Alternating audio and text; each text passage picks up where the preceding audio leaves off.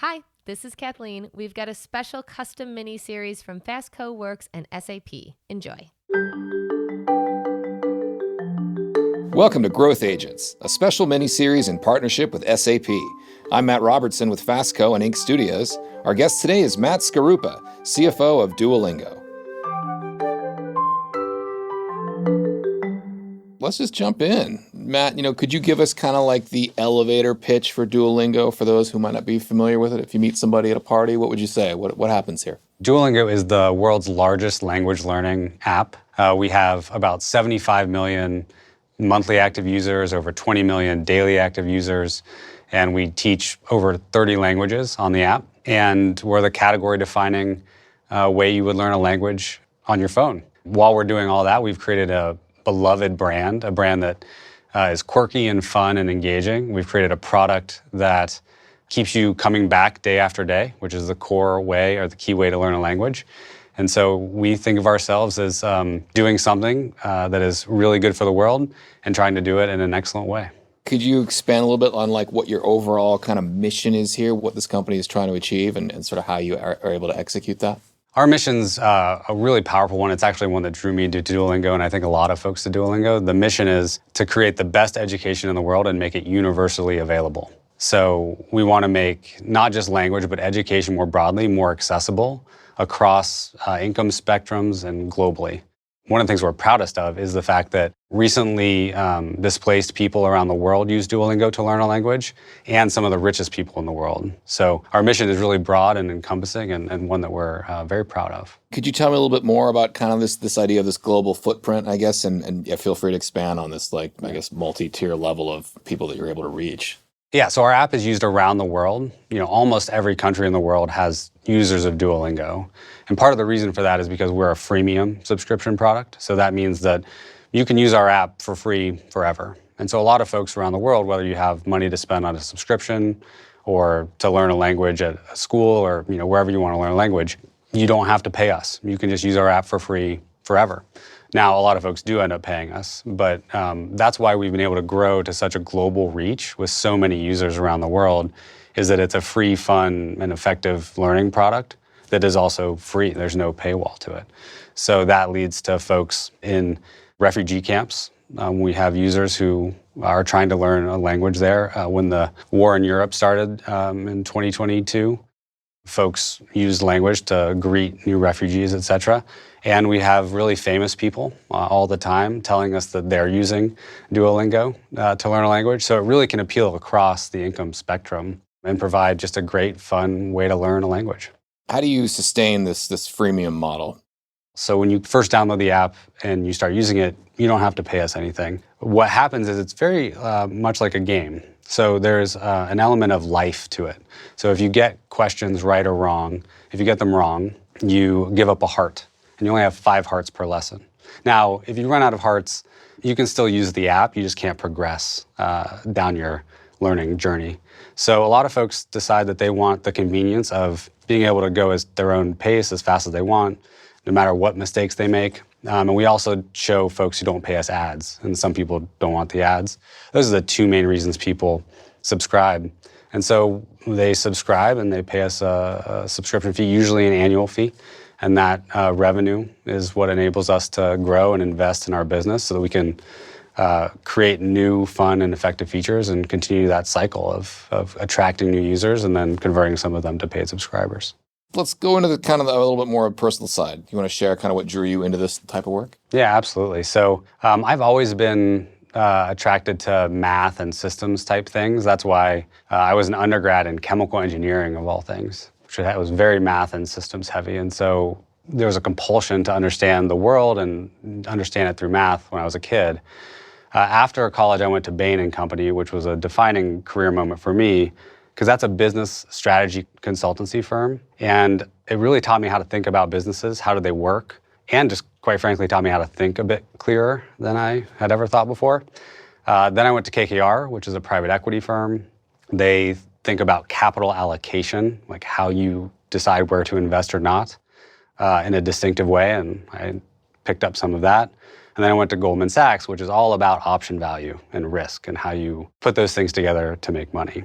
from all of those experiences, now looking back, I can tell you that that came from this compulsion to kind of understand the world and do it through a quantitative and mathematical way. And as I was thinking about careers, that meant that a CFO role was going to be pretty interesting and pretty aligned with those interests and compulsions. So that's how I got into the CFO game. What was, I guess, the launching point from, I guess, if you were at Goldman Sachs or wherever you were before, that made you get involved with coming to Duolingo? It's pure luck, to be honest. I'd love to tell you this grand strategy and plan I had, but like I think a lot of things in life, it came down to a very lucky stroke. So I had wanted to go into a business after business school. So for about 10 years, I've been looking for a business that I wanted to go be, a part of. I'd never found anything that just grabbed me. There was no business that I was like, I have to be a part of that. And I was at Goldman Sachs, and a friend of mine, whose name is Layla Sturdy, she now runs Capital G, the growth investing arm of Google. She called me and said that she was on the board of a really interesting company called Duolingo that was looking for a CFO. Would I want to talk to the team? And I was like, absolutely, Layla. I trust you. I love your judgment. You and I kind of see the world the same way. I'd love to meet the team. So I came to Pittsburgh, met Luis, our co-founder and CEO, met Severin, and was blown away. I'd never seen a combination like Duolingo. It was truly mission-driven organization. The mission was one that I'd be proud to tell my mom where I worked. She would both know what it was and be proud of me as well. The business itself had created an amazing product. It had a beloved brand, and it had so much potential. It was just incredible. So I had never seen anything like it. It was the one that grabbed me, and I was lucky enough that they decided that I was a good fit as well. But that was pretty fortuitous and not the result of some grand design. Would you like to share any more about how kind of your background and your passion for mathematics has had an influence on what you do here? The way that my background comes into work at Duolingo, it has enabled me to be a bit more strategic as a CFO versus a finance-oriented CFO. And what I mean by that is the number one job of any CFO, including me, is manage the cash. That's like the core business of being a CFO. Then you have to allocate capital. But there's an element of just how do you think strategically about what the business should be, what it could be, and where it could go. And I think because I started professional life as a strategy consultant, and then layered on the capital allocation and finance side, it's given me a chance to really start usually most conversations, most processes, most things I do around here from that strategic lens, not necessarily from the finance lens. And so what does being a strategic CFO mean to me when I'm talking to you about it? It's all the normal things people say. You have to be a great business partner to the other executives, and you have to start with kind of the big picture in mind. But to me, it's more about having a good strategy is linking unlimited aspirations, really infinite aspirations. At a company like Duolingo, they can think of any number of things to do, and they do. So there's really infinite things they want to go do, but we have limited resources. Every company has limited resources. And so when you link those two things together with a plan, that's really where a strategic CFO can operate really effectively. What would you say are some of the biggest challenges and complexities for you as a CFO? I think every CFO faces the core challenge of transforming the future and all its uncertainties and risks back into action that you have to take today. I guess that's the central contradiction of being a CFO, is you have to make decisions right now, you have to take action right now, but you have to base those decisions as best you can on an unforeseen, unknowable future. And that's part of life and that's part of any company, but as a CFO, that's tough. That's the tough part. That's where the challenges and complexities come in. So how are you able to think about the external world and its challenges and forecast how that's going to evolve? And then even internally, how are the things you're investing in today, how long are they going to take to come to fruition? How big are they going to be when they do come to fruition? That is the core challenge and complexity of being in this role. That's why it's so exciting and so fun to do it at a place like Duolingo. Are there any successes that you can share of having been a part of that you're proud of? As a CFO, most of the successes that I see most days, day in and day out, are really small and pretty detail-oriented. So for example, with my team, watching my team come to a really nice, thoughtful, strategic decision on a PO system. They're not terribly exciting to talk about, but they add up. You got to do that every day and you get to a good spot. I think the most public thing that we succeeded at that I'm really proud of is the IPO. So when I joined Duolingo in February of 2020, it was right before the pandemic started, and the company wanted to go public in general in a couple years. And over the course of the next 18 months, working from home during a global pandemic, building a team, and getting the entire company ready to go face the public markets, we were able to do that and really successfully execute on a nice public offering in July of 2021. And the entire company was able to rally around that goal, get excited about it and execute on it, and then celebrate the success of it. I think that was the biggest public-facing goal that we've had while I've been here in the finance and accounting organization, and I'm really proud of how it went. Part of what's cool about this series is we're talking to CFOs. We're traditionally talking to CEOs and founders and those types of people. So I'd be curious, anything you could share from your unique perspective doing what you do that might surprise our viewers and listeners? When we were going public, I talked to a lot of CFOs, CEOs, members of the boards of directors who had taken companies public before and asked for their advice. What would you do differently? What would you do the same? What are your big learnings? And they gave me a lot of really great advice. They recommended books. They did their thing. And they didn't have one piece of advice that I would love to give to other folks from the CFO seat who are even contemplating, a potential public offering, which is that type of event is such a big goal. It can be such a company unifying goal. You can get the entire company involved in it. Sometimes folks don't. A lot of the folks that gave me advice said, keep the group small who's working on this. We chose to go a different path. We chose to make it a big company event pretty early, even when it was risky to tell everyone because it might not have worked out. We took that risk and we said, we're going to bring in the entire company to this process.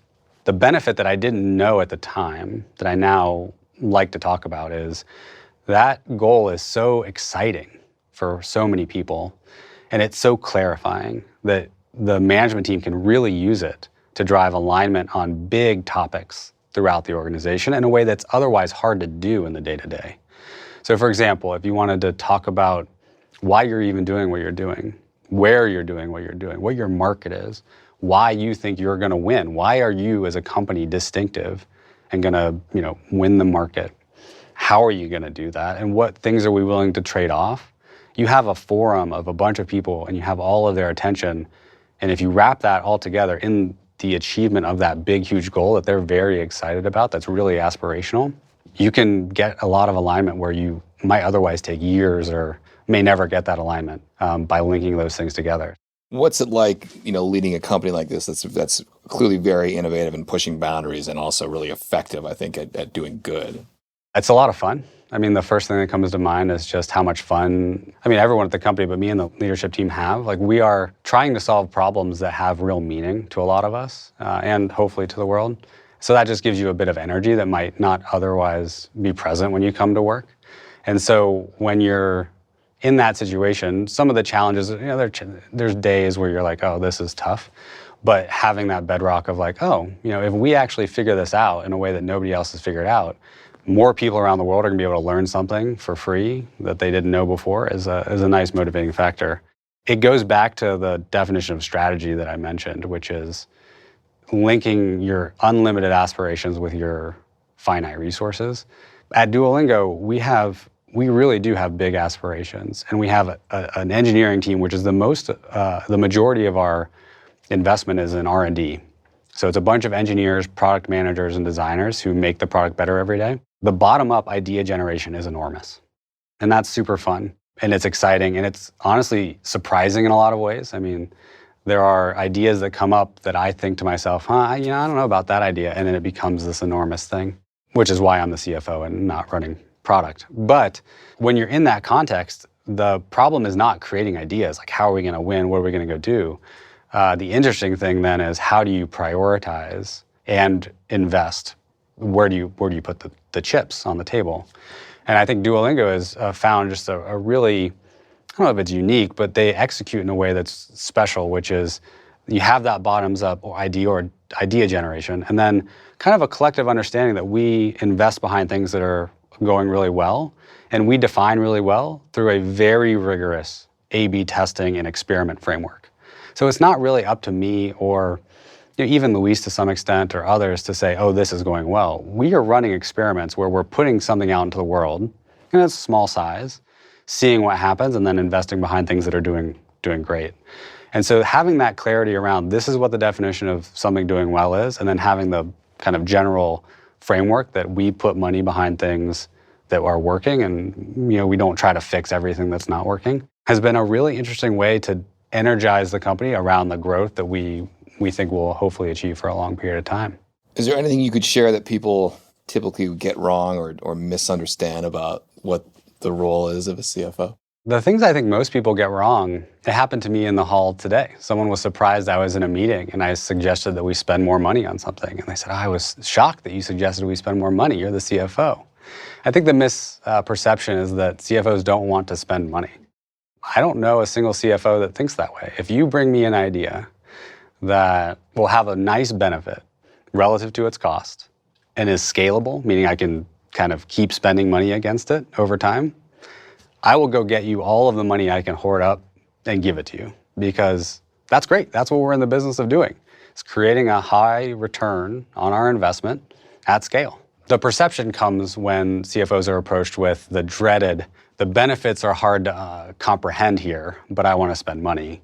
That's where I think we get that misperception maybe gets ingrained in folks, is because that's where we're skeptical and we push back. But no, if there is an investment idea with a high ROI that's scalable, I will go run around the world gathering money to go put behind that. Yeah, so as a CFO, how do you balance keeping that lid on cost versus, funding growth strategies that you're excited about? At Duolingo, we have a great way to allocate resources to the winners of our experiments, right? Our experiments are what determine where we invest our resources. That is a non-emotional, apolitical type way to allocate capital, because it's not my opinion versus your opinion. It's we have data on what's working and what's not, and so we get to make those choices. Now, there's always choices on the margin where maybe the data is a little bit less clear, or you can't get all the data you want. But it's just a really refreshing way to not have to engage in, well, I like this thing or I don't. We're allocating money to it or not.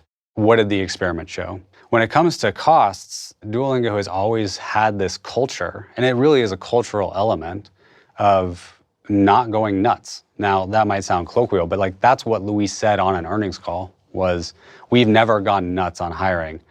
And it's because that's the language internally that's used. That's the cultural zeitgeist, is just don't go nuts. You don't need to hire 100 more people. We want to bet on technology. You don't need to have 10 offices around the world. We have a couple. And it came from early on in the company's life, they weren't making any money. They weren't monetizing their users. It was just free. Now we're a freemium product where you can use the product for free and eventually pay us for a subscription. When it first started, and for the first several years, 5-6 years, there was no and pay us a subscription. And so the company was founded on this ethos of, we're not bringing in money from users, so let's not spend like crazy. That has enabled us now that we are making a good amount of revenue to still maintain that culture of don't go nuts. Could you share an example of some of the growing pains you've kind of been able to maybe help Duolingo overcome? So the business grows really well organically. People like it and they tell their friends and family about it. Or they see it in a cultural moment on social media or somewhere and they learn about it that way and they come to it naturally. We don't have to pay a lot of money to get people to come experience us. It's a very organic product. Because we don't have to pay people to come engage with our product, we're able then to invest a lot more money in engineers, product managers, designers to then make the product better, more fun, more engaging, which then hopefully makes people tell their friends about it and makes us able to become a more beloved brand, quirky, irreverent brand that draws, again, more people. And you have a virtuous cycle where the product gets better, more people come, you get more money from those folks who do come, you can invest it back in the product, it gets better, and you just kind of repeat this cycle. That's kind of our core growth model and how we've grown historically. That enables someone who's in the CFO seat to be a growth agent by simply amplifying the things that are working and leading to more of that growth over time, more of that cycle. So the way I do that is that I try to, again, just look to the data as the CFO. where we are running a ton of experiments every quarter. We run hundreds of these tests where we change little things in the app to see what they do. Again, I have to sometimes check my disbelief on some of the things and see if they're gonna work or not, and just rely on the data. Part of the role as a CFO is to amplify the things in our virtuous cycle that lead to growth and get out of the way a lot so that you can just let these things work, because it's such a nice and powerful model by itself. So some of those examples are, we recently became a lot more profitable than we've been in the past. And we did that because we can. You know, our business model never spent all that much money. We had a very prudent founding team and management team that didn't go crazy on spending and hiring and these type of things. And so the business could just naturally inflect up as we grew. But the other thing that I think I was able to help the company see is that there's a lot of reward in the marketplace from investors for becoming more profitable more rapidly. And so we, this year, have shown we've become much more profitable. Now, how does that tie back to growth? Well, the answer is, internally we talk about controlling our own destiny. We have a great model that already works. It's a flywheel. It's what I described before. And so what you want is you want to get rewarded for that and get money to invest in that flywheel. So my job is to make sure that we are seeing that clearly, that like a nice growth with nice profitability will be rewarded with investor dollars, and then invest those dollars behind that nice flywheel that we already have. That's my key job, is matching those two things together over time. And then again, getting out of the way, because the business runs so well, the engineers and designers and product managers are amazing. Just don't mess that up, because it's working so well.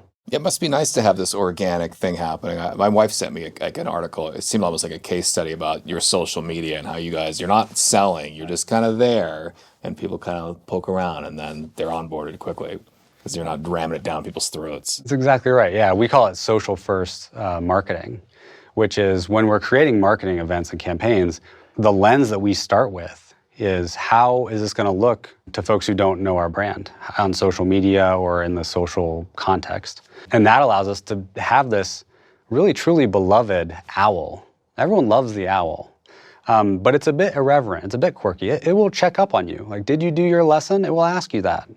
But that leads to a reach that maybe other brands haven't been able to achieve. SNL has used Duolingo for a couple times, or we were most recently in the Barbie movie. And these type of things happen because we sit in this unique position in the world as this fun but quirky and somewhat irreverent owl that exists. And it gets sent around. You know, people talk about it. The other point you just made is that we don't actually ever, on our social media, you'll never see a buy now button. That's not how we engage with it. We're showing you fun content that we think you might want to show other people. And then you'll use our product, and you'll probably use it for free for a while, and then maybe you'll subscribe, maybe you won't. But it's not a in-your-face kind of buy now kind of sales process. And if I'm always a non-paying user, are there ads or anything like that? Or is that how you... Yeah, so our free users see ads, and they lose hearts. If you're a paying subscriber, you see no ads. You get unlimited hearts and some other benefits as well. I'm curious now.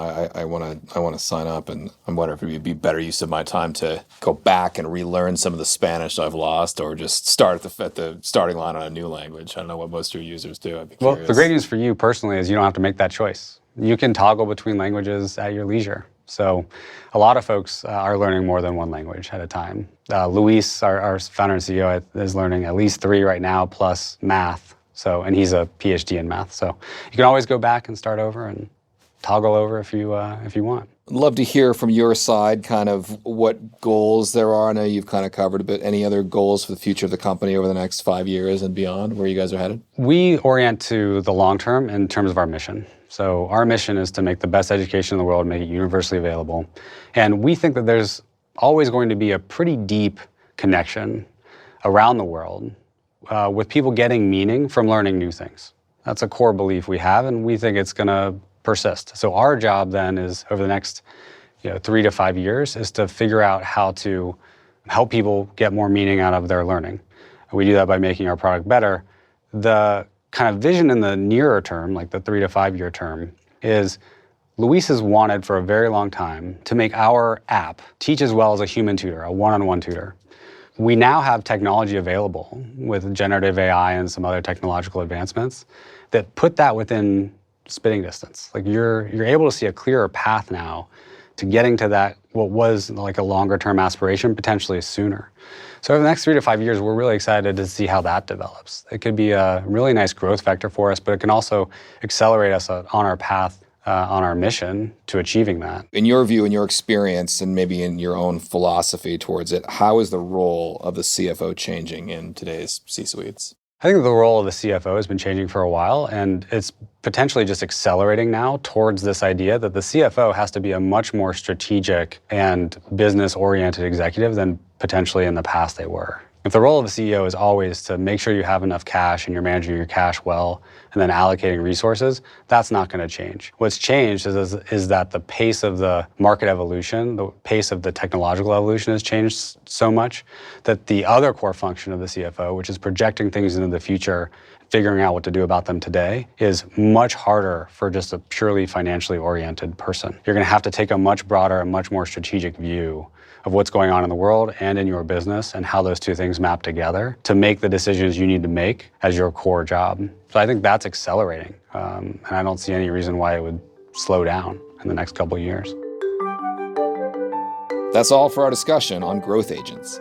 This custom episode is produced by FASTCO and Inc. Studios in partnership with SAP.